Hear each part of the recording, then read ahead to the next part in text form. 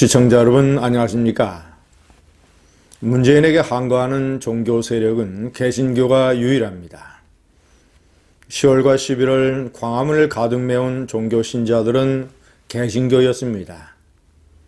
날씨가 많이 추워졌음에도 청와대 앞에서 정광훈 목사가 인도하는 개신교 신자들은 철야 노숙 투쟁을 이어가고 있습니다.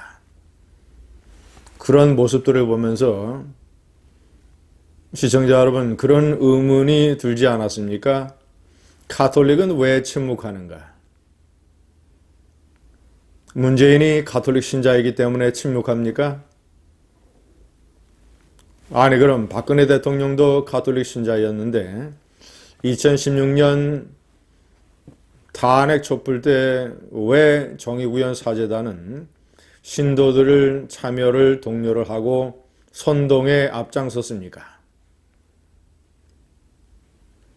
가톨릭이 참여하지 않는 문재인에 대해서 한 가지인 이유는 가톨릭이 좌파 세력에게 지배당하고 있기 때문입니다.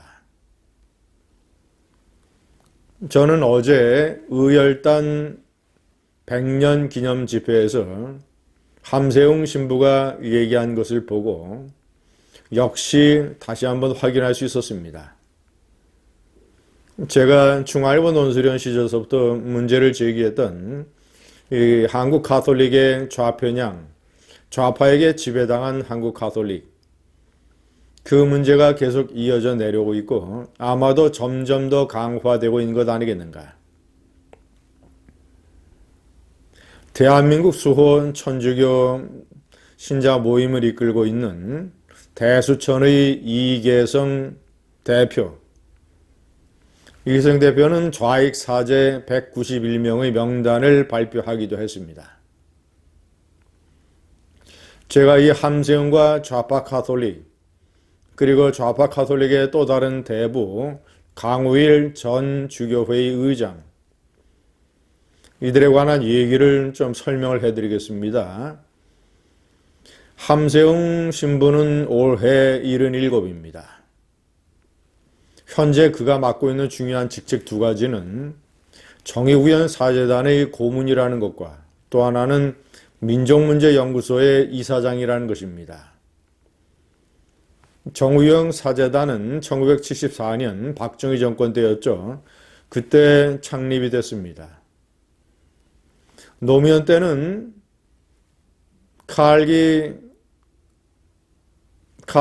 테러범 김현희 사건이 조작된 것이라는, 그래서 50 전두환 정권의 안기부를 공격하는 희한한 주장을 내세웠습니다.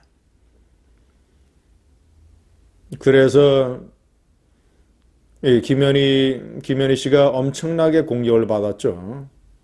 이 철없는 이 방송사의 TV 카메라 기자들이 김현희 씨가 사는 아파트 앞까지 접근을 해서 김현희 씨의 생명을 위험하게 했습니다. 김현희 조작설 파동. 이명박 대통령 때는 광우병 이 집회의 선동적인 역할을 이 사제단이 했습니다. 이명박 대통령의 하야를 촉구하기도 했죠. 박근혜 때는 신자들의 이 촛불 집회 참여를 거의 강제로 독려하다시피 했습니다. 이런 정의구현 사제단, 아주 대표적인 좌파 신부들의 일종의 결사체, 이 사제단을 창립한 사람이 함세웅이고 현재 고문을 맡고 있습니다. 두 번째는 민족문제연구소의 이사장을 6년째 맡고 있습니다. 저 민족문제연구소는 참으로 이 역사학계, 이 제야사학계의 지배적인 좌파 세력의 구심점입니다. 민족문제연구소의 웹사이트에 들어가 보면 그 역사를 어떻게 해서 창립이 됐으며 어떻게 지금까지 활동을 해왔는가 만화로 그려져 있습니다. 기가 막히게도 이 친일파 이 반대 운동을 하는 민족문제연구소 사람들 또는 이 좌파 사람들은 착하고 선량한 잘생긴 사람으로 그려놓고 박정희 대통령은 무슨 악당으로 아주 괴상하게 생긴 악당으로 묘사를 해놓고 있습니다. 이런 패륜적인 만화를 웹사이트의 전면에 그대로 게재하고 있는 것이 민족문제연구소입니다. 우물한 개구리의 시각으로 친일 문제를 바라보는, 그래서 친일 인명사전을 편찬을 했던 그 연구소의 이사장을 함세웅이 6년째 맡고 있습니다. 세 번째, 제가 강우일 전 주교회의 의장, 아마 2008년서부터 2014년까지 6년간 주교회의 의장을 맡았습니다. 그런데 가장 대표적인 두 가지의 좌편향 언행. 하나는 박근혜 대통령 정권 2년차 세월호 사건 2개월 후에 프란시스코 교황이 방한을 했습니다. 박근혜 정권이 국가적인 행사로 그를 융숭하게 대접을 했습니다. 박 대통령은 공항, 청와대, 명동성당의 미사, 이 세 군데에서 3번 교황을 만났습니다. 그런데 철저하게 이 주교회의 의장, 강우일 의장이 위원장을 맡은 이 교황 방한 준비위원회에서 철저하게 프란시스코 교황의 눈과 귀를 가렸습니다. 그래서 주로 세월호 유가족 아니면 밀양 송전탑 용산 참사 이런 시국 사건의 유가족들을 프란시스코 교황이 만나도록 주선을 했고, 의당 교황이 가야 하는 판문점이나 국경 근처에 가서 북한에 대고 북한 김정은 정권에게 북한 주민을 절대 탄압해서는 안 된다. 북한의 해방과 인권 개선을 촉구하는 그런 교황의 메시지가 나와야 됨에도 불구하고 교황이 그런 일을 하지 못하도록 눈과 귀를 가렸습니다. 그래서 제가 중앙일보 논설위원 시절에 북한 주민의 고통에 침묵하는 교황이라고 신랄하게 비판하는 칼럼을 쓴 적이 있습니다. 강유일 전 의장은 세월호 참사를 베들레헴 학살이라고 비유했습니다.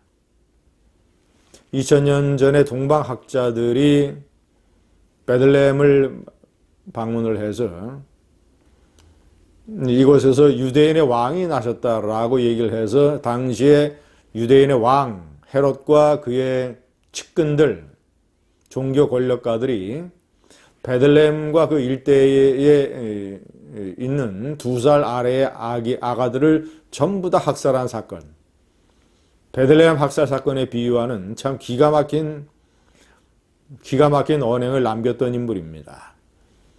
제주가 평화의 섬이라며 제주 해군기지 반대 운동에 또 앞장섰던 인물입니다. 왜냐? 제주 교구장을 맡았기 때문에.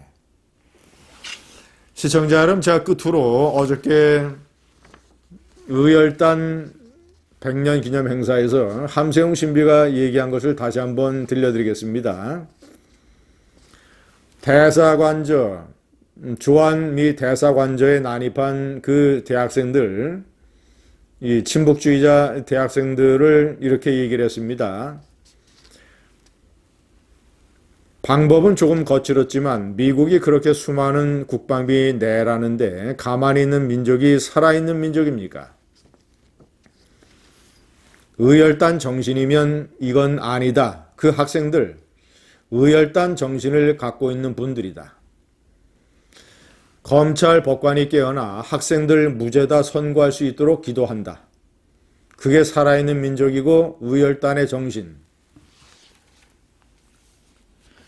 북한의 검찰총장에 해당하는 검열상을 맡고 북한의 6.25 남침에 주도적인 역할을 했던 공산주의자 김원보이가 이끌었던 의열단을 항일운동이라고 하는 반쪽짜리 시각에서 보면서 나머지 반쪽의 김원봉이의 친공주의 행각은 완전히 눈을 감으면서 함세웅 신부는 6.25 한국전쟁의 참상을 목격하고 성직자의 길을 걷기로 했다고 합니다.